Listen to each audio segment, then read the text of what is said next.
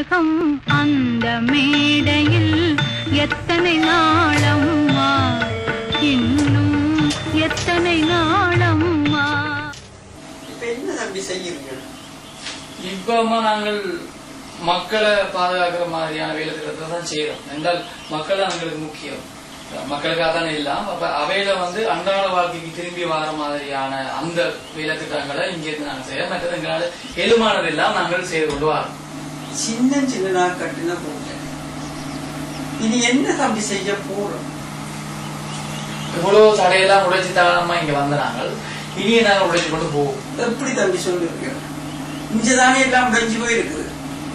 உண்மைதான் ஆண்டி. எங்களுடைய ஆக்களுக்குள்ளேயே இப்ப நிறைய பேர் பிள்ளையானவையா மாறிக்கலாம். இதுக்கு ஒண்ணும் செய்யறாது சார். அது சிக்கல் தான். ஆனால் இப்ப புலம்பெயர் மக்களோட கையில தான் அது இருக்குது.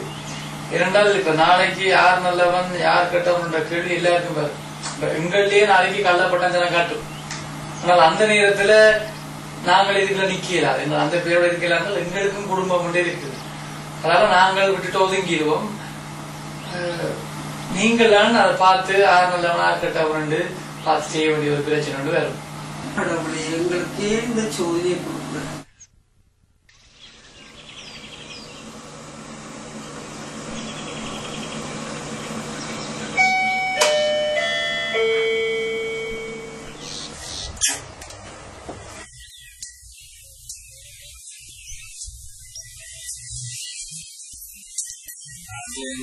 ஓரளவுக்கு தெரிஞ்சிருக்கும் தானே உங்களுக்கு.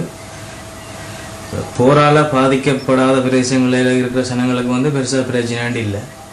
போரால பாதிக்கப்பட்ட பிரதேசங்களில் இருக்கிற சனங்களுக்கு தான் பிரச்சனை. அதாவது சாப்பிட்றது கூட கஷ்டமா இருக்கு. அப்படி ஒரு நிலைமை இருக்கு.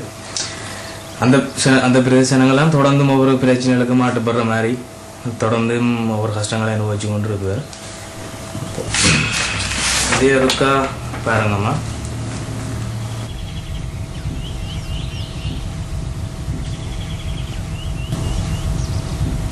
இதில் அங்கே கஷ்டப்பட்டு கொண்டிருக்கிற பேர் விவரங்கள் இருக்குது. அவையின் மொபைல் நம்பர்களும் இருக்குது.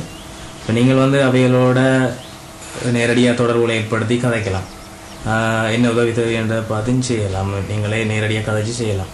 அப்படி இல்லைன்னு சொன்னால் அங்கே இருக்கிறவங்களோட சொந்தக்காராக்களை போய் நேரில் பார்த்து அவை அவை என்ன பிரச்சனை என்ன உதவி அவைக்கு தேவைப்படுதுன்றதை பார்த்து அவை மூலமாகவும் செய்யலாம்.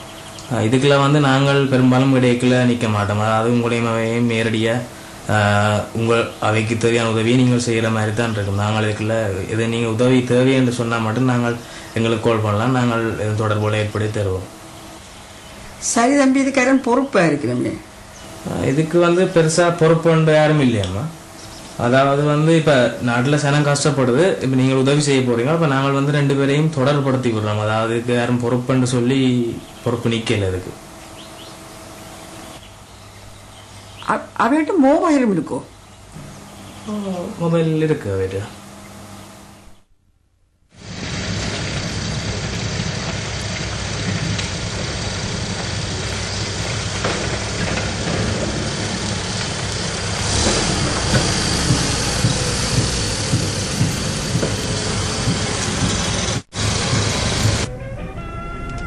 போவண்ணே இல்ல அதை நீங்க முடிச்சு தரதுக்கு 10% தான் கேட்ட நீங்கள். அப்ப 2.5 லட்சம் தானே வரும்.